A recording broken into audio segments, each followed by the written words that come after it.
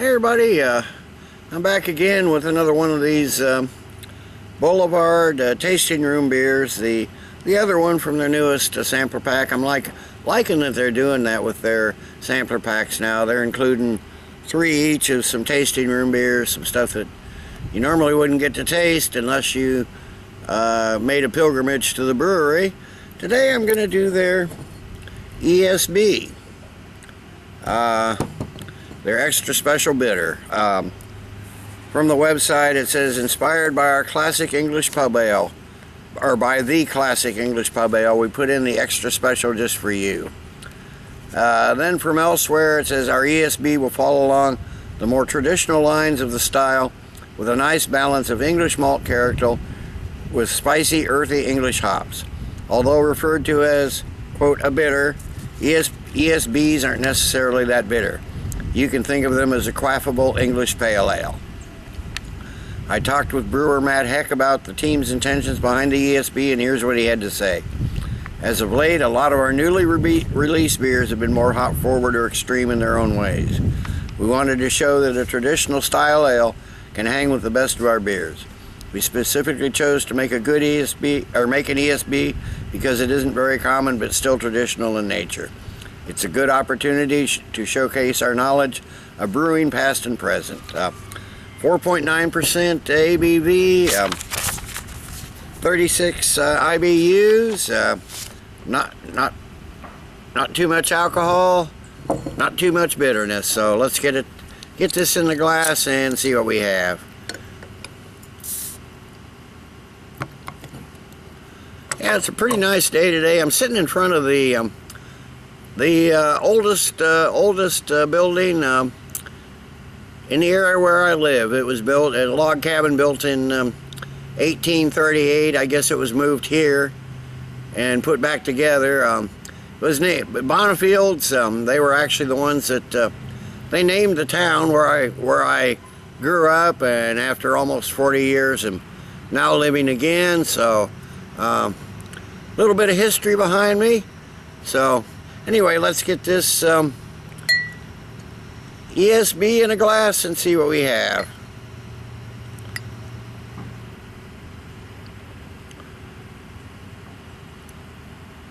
Okay, it's sort of a light, maybe medium amber color. A couple fingers of a really eggshell colored head. A mixture of all kinds of bubbles in there. A lot of big ones, a lot of little ones. Seems to be a moderate amount of carbonation streaming up, not a whole lot. So let's get a nose on it. Okay, yeah, you're getting some lightly toasted malt. It's just a hint of caramel. You're mostly getting some light citric, lightly floral hops. Kind of an almost pear-like fruitiness to it. But it's mostly just pale malts and some mild, earthy, floral type notes. Maybe just a bit of an herbal type grassy hop. Decent smelling beer. Nothing super strong, but decent smelling. So let's get a taste.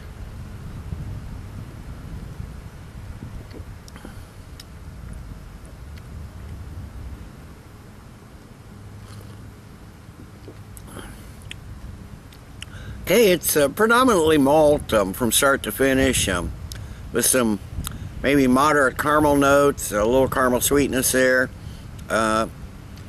maybe a little bit of that toasted bread character, and some gently herbal, woody hops, mild bitterness, and it kind of finishes with a apple pear fruitiness that I got in the aroma. Pale malts though, earthy notes, a mildly tangy, like tart finish. Yeah, sweet caramel malt hits you right up front and sort of goes to the grassiness in the middle, but the malt carries throughout, and then it finishes with probably from the yeast. I'm not sure what yeast they're using, but there's kind of a fruity yeastiness in the finish. which sort of adds some more sweetness to the flavor profile. It's a sweet beer, that's for sure. It's not a, even though bitter is in the name, it's not a bitter beer.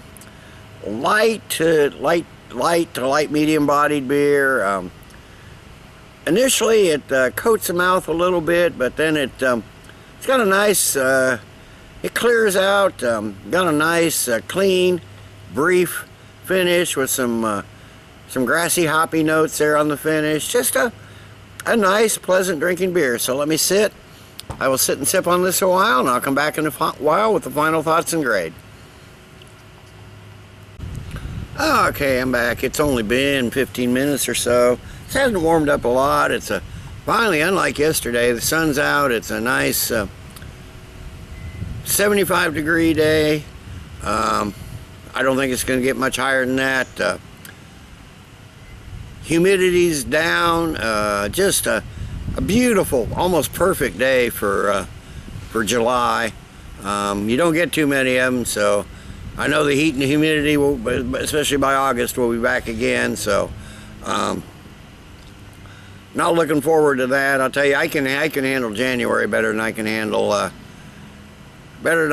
August for sure. But anyway, back to the beer. Yeah, overall this is a nice, solid, drinkable ESB. Maybe just a bit sweet for my taste, but thankfully tastes vary. You know, I get these comments every once in a while on some of my reviews. Oh man, you're so wrong. No, I'm not wrong. That's my opinion, you know. But tastes vary, and you know, something that I don't think is so good, somebody else may just love.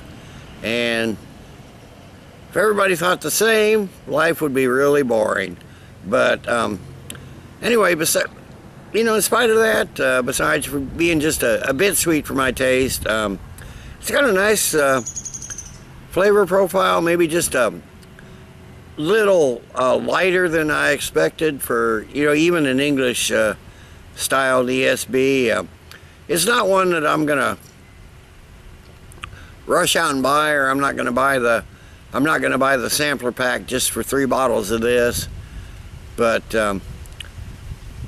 still a good solid, still a solid good beer. It's enjoyable drinking. It'd make a great session beer. I mean, if somebody offered me one, yeah, I'd take it in a heartbeat. So I'm going to give the Boulevard Brewing Company ESB one of their tasting room beers.